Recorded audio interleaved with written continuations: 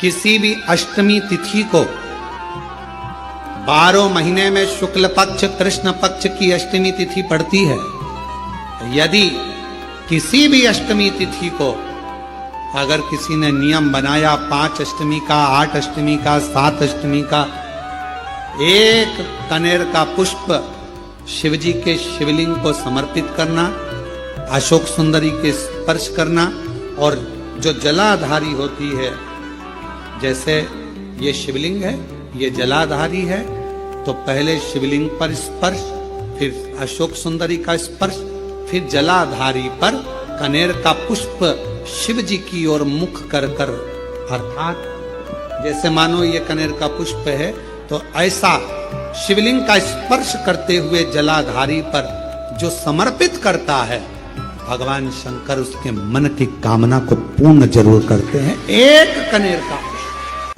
और कोई कोई माताएं कह देती हैं, कोई बच्चा कह देता है, मम्मी मुझे याद नहीं होता, याद करता हूं परीक्षा हॉल में जाकर भूल जाता हूं, मैं कुछ पढ़ता हूं बाद में जाके भूल जाता हूं, स्मरण में नहीं रहता। तो उनसे भी निवेदन है, आप मां नील पाठ नहीं पढ़ सकते, स्तोत्र नहीं कर सकते, संस्कृत में नहीं पढ़ सकते, तो मां नील सरस्वती के नाम से अष्टमी, नवमी और चतुर्दशी के दिन एक शंख पुष्पी पुष्प को, नीला कलर का जो फूल होता है, बेल में लगा होता है, जो शिव जी को अति प्रिय होता है, उस पुष्प को आप जलाधारी पर रख दीजिए। जलाधारी जानते हो ना सब लोग, शिवलिंग पर नहीं,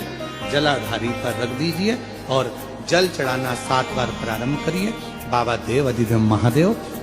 आपको याददाश्तता में प्रवर करेगा। परीक्षा हॉल में जितना तुम याद कर कर गए हो, अच्छी मेहनत कर कर गए हो, तो भूलोगे नहीं, तुम्हारी बुद्धि तीव्र होती चली प्रबल को।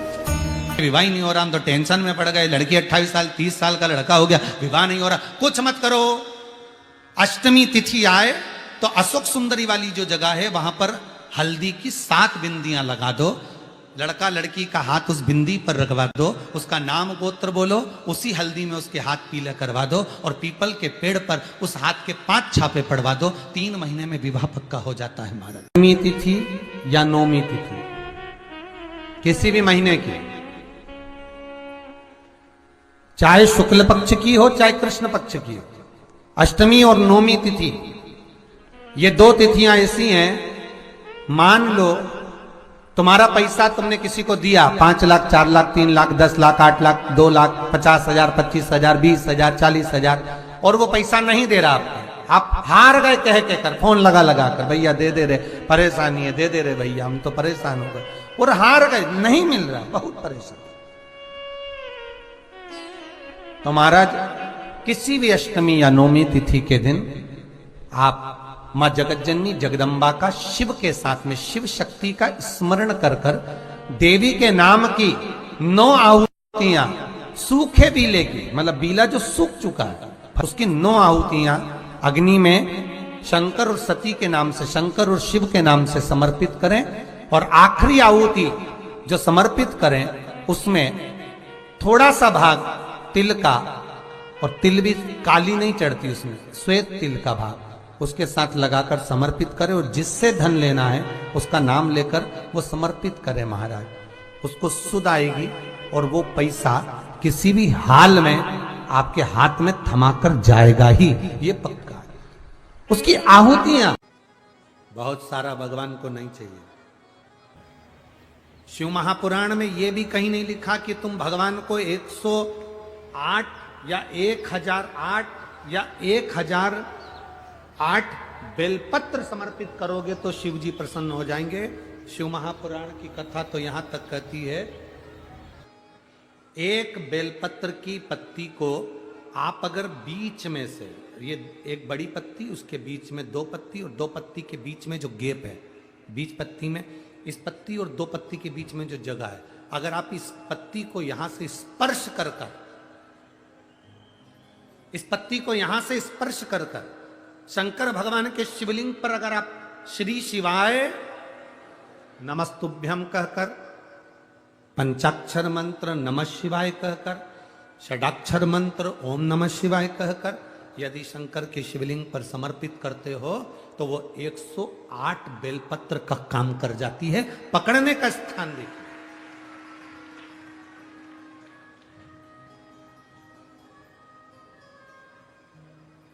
ये स्थान की बड़ी मूलता है, जो थोड़ा सा समझेंगे अपन, थोड़ा ध्यान देंगे तो ये जो ये स्थान है ये बड़ा मूल माना गया। बेलपत्री की बड़ी पत्ती, नीचे की 2 पत्ती, उसके बीच में जो खाली डंडी जो दिख रही है, इसको अगर पकड़कर बेलपत्र समर्पित कर रहे हैं तो 108 बेलपत्र के बराबर हमें फल प्राप्त हो रहा, 108 बेलपत्र के।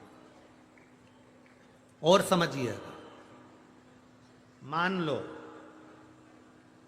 आपके पास में ना पीला चंदन है, ना लाल चंदन है, ना अक्षत है, ना पुष्प है, ना कोई सामग्री है, ना दिया है लगाने के लिए। शंकर जी के मंदिर में लोटा भर के जल लेकर गए हो, आज तुम्हारे पास में हो सकता है जल भी नहीं है, लोटा भी नहीं है, तो जिस शंकर जी का दर्शन करने गए हो उन्हीं की बेलपत्र को उठाओ, और बेलपत्र को उठाने के बाद पहले अपने हथेली पर रखो, अपना हाथ रखकर बाबा से प्रार्थना कर कर बेलपत्री की मध्य पत्री, आगे वाली पत्ती को पकड़कर अगर वो बेलपत्र हम शिव जी को समर्पित करते हैं तो हमारा पीला चंदन, लाल चंदन, दिया सब बाबा को समर्पित हो जाता है, उस बेलपत्री मिल जाती है। एक बेलपत्री का सुख हमारे जीवन का एक आनंद दे देता है। हम तो यहां तक कहेंगे, अगर कभी जिंदगी में तुम्हें लगे कि गुरुजी मेरा पैसा फंस गया, नहीं मिल रहा है, या मेरा पैसा अटक गया, नहीं मिल रहा, या मेरा घर में धन नहीं है, बहुत तकलीफ की जिंदगी चल रही है, आप ये बेलपत्री का जो 2 पत्ती है ना, ये 2 पत्ती इस जगह से पकड़कर,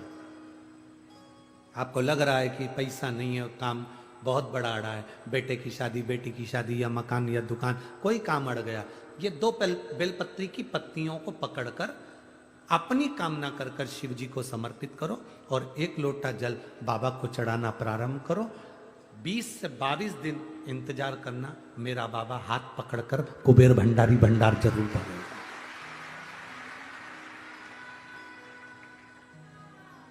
दो पत्ती को पकड़कर, लोग कहते हैं ब्रह्मा विष्णु महेश हैं बेलपत्री में, शिव जी के 3 नेत्र हैं बेलपत्री में, शंकर भगवान के त्रिशूल की 3 कोर है बेलपत्री में। हम कहते हैं अभी थोड़ा आप स्मरण करेंगे, अगर आप शिव महापुराण को अच्छे से पढ़ेंगे तो आपको ज्ञात होगा, कुबेर को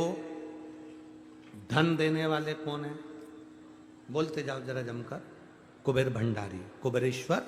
महादेव, मतलब शिव शंकर कुबेर को धन देते हैं। जिस समय पर भगवान विष्णु संपूर्ण विश्व के कल्याण के कार्य करने लगे, कुछ नहीं हाथ में रहा, तब लक्ष्मी से उन्होंने धन लिया। आपने वहां तिरुपति बालाजी की कथा सुनी होगी, लक्ष्मी से धन लिया। लक्ष्मी, इन जीवों के कल्याण के लिए तो मुझे धन दे दे। लक्ष्मी ने धन दिया। एक दिन नारायण ने पूछ लिया लक्ष्मी से, लक्ष्मी मैं नारायण, मेरे पास भी संपदा की कमी नहीं, पर तेरे पास लक्ष्मी इतनी संपदा कहां से आती है? तेरे पास इतनी संपदा कहां से आती है? लक्ष्मी जी कहती हैं, मेरी मां ने, मेरे पिता ने मुझे केवल एक ही बात सिखाई थी, किसी के आगे हाथ नहीं फैलाना है, शंकर की स्तुति करना है। लक्ष्मी जी कहती हैं, जब मुझे जरूरत पड़ती है मैं कुबेर को साथ में लेकर पहुंचती हूं। बेलपत्री की ये बीच वाली पत्ती है शिव,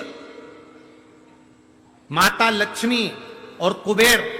उन दोनों के सामने हाथ पसार कर कुबेरेश्वर महादेव से मांग रहे हैं, भगवान शंकर से मांग रहे हैं। लक्ष्मी जी कहती हैं, वो शिव मुझे प्रदान करते हैं दोनों हाथों से, और मैं वो लेकर आती हूं जनमानस के कल्याण के। ध्यान दीजिएगा जरा, लीवर, किडनी, कैंसर, सोरासिस, चर्म रोग, जितनी भी बीमारियां होती हैं बड़ी पेट से, किडनी लीवर से जुड़ी हुई, उसमें जब आप शंकर भगवान को जल चढ़ाएं, जब शिव जी को आप जल चढ़ाएं और कुंदकेश्वर महादेव का नाम लेकर जल चढ़ाकर अगर वो जल थोड़ा सा लेकर आकर आचमन कर रहे हो, कुंदकेश्वर महादेव का नाम लेकर अगर आचमन कर रहे हो, तो ये निश्चित है अगर डायलिसिस भी चल रहा होगा तो धीरे धीरे बंद हो जाएगा और किडनी लीवर काम करना प्रारंभ कर देंगे। कौन से महादेव? कुंदकेश्वर। फिर से बोलिए, कुंदकेश्वर महादेव। जो कुंदुक के प्रहार करने के बाद विदल उत्पद के प्राण छूटने के बाद भगवान शंकर के चरणों में जाकर जब कुंदुक गिरा तो शिव जी का नाम कुंदकेश्वर हो गया। शिव का एक नाम है कुंदकेश्वर।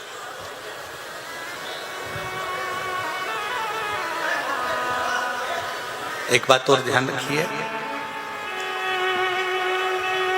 जब प्रयास करना, प्रैक्टिकल भी करना, ठीक है? और प्रैक्टिकल जरूर करा करो। प्रैक्टिकल करने में कभी पीछे नहीं हटना। कहीं सीओर वाला महाराज झूठ तो नहीं बोल गया, इसलिए प्रैक्टिकल तो कर लिया। प्रैक्टिकल करने में बिल्कुल पीछे मत हटो तुम तो। जब कभी पेट में बहुत तेज एकदम दर्द उठ जाए, बहुत दर्द उठ जाए, और किसी भी तरह का दर्द, और आपको लग रहा है कि बहुत दर्द उठ गया, महाराज एक पात्र में जल लीजिए। जल लेकर अपने घर के अंदर कहीं पर भी मटका होता हो, हंडा होता हो, रसोई घर में कहीं ना कहीं तो पानी रखते हो ना। ऐसा कोई रसोई घर ही नहीं होगा जिसके घर में कहीं ना कहीं पानी नहीं हो। अगर पानी नहीं होगा तो आरओ लगा होगा, वहां आरओ के पास भी खड़े हो सकते हो। पानी का कोई भी एक स्रोत, क्योंकि रसोई घर में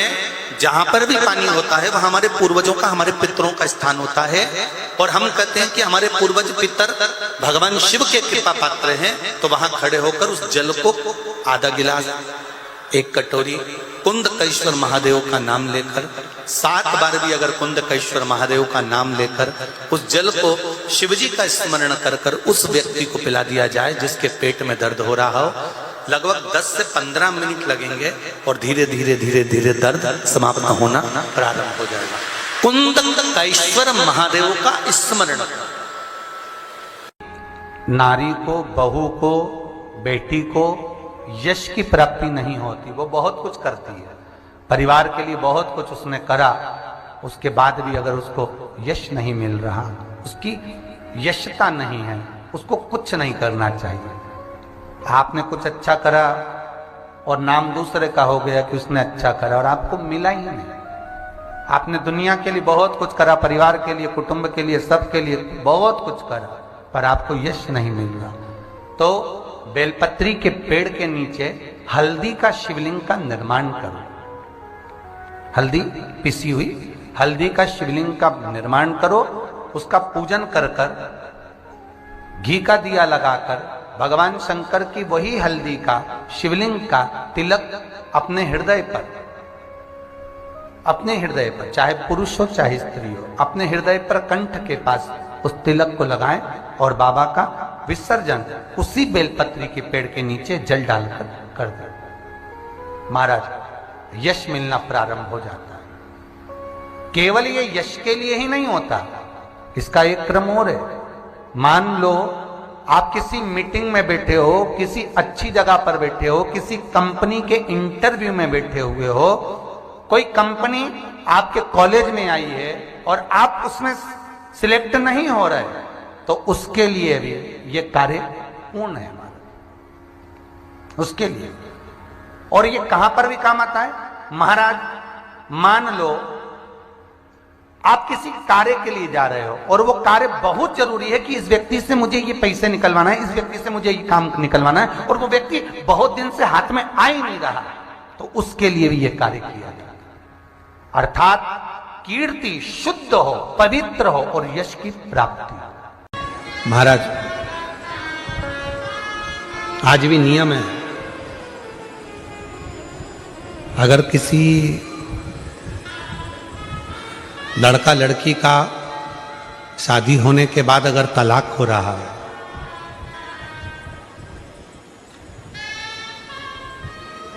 लड़की और लड़के का यदि तलाक हो रहा है और दोनों का अगर कहीं ना कहीं थोड़ा बहुत भी स्नेह है और उसमें से अगर दो में से कोई एक ने भी यह ठान लिया कि मुझे तलाक नहीं चाहिए, मेरी धर्मपत्नी के साथ मुझे रहना है, या पत्नी ने ठान लिया कि मुझे मेरे पति के साथ रहना है, मुझे तलाक नहीं चाहिए, और पति तलाक लेना चाहता है किसी परिस्त्री के चक्कर में, किसी दूसरे के कहने पर, परिवार के कहने पर, या लड़की तलाक लेना चाहती है किसी दूसरे के चक्कर में, किसी परिवार के कहने पर या किसी अन्य व्यक्ति के कहने पर, और वो नहीं चाहता कि तलाक हो, लड़की नहीं चाहती कि तलाक हो, तो आज भी एक नियम है महाराज जी, आप अगर कर कर देखेंगे, आपके अगर कोई परिचित में अगर किसी का तलाक हो रहा है, छूट रहा है, संबंध खत्म हो रहा है, तो आज भी महाराज श्री हरि और हर इन दोनों का साझा कर कर यदि नंदी से लेकर भगवान शंकर के शिवलिंग तक, नंदी से लेकर भगवान शंकर के शिवलिंग तक एक मौली, मौली को आप लोग क्या कहते हैं गुजरात में? वो मौली जो हाथ में बांधते हैं उसको क्या बोलते हैं गुजरात में? नाड़ा, लच्छा, मौली, जो लाल पीला धागा होता है ना जिसको हाथ में बांधते हैं पूजन के टाइम पर, तो वो लच्छा, वो नाड़ा, वो मौली जो है वो जो बांधने वाला है, नंदी का जो एक चरण खड़ा हुआ है, बाकी का चरण एक आगे का नीचे दबा हुआ है, पीछे का चरण भी दबा है, पर एक नंदी का चरण ऊपर है, उस चरण से लेकर भगवान शंकर के शिवलिंग तक एक सूत्र को बांधा जाए और उस सूत्र को 7 जगह पर बेलपत्र रखकर उठा लिया जाए, और उठाने के बाद में किसी भी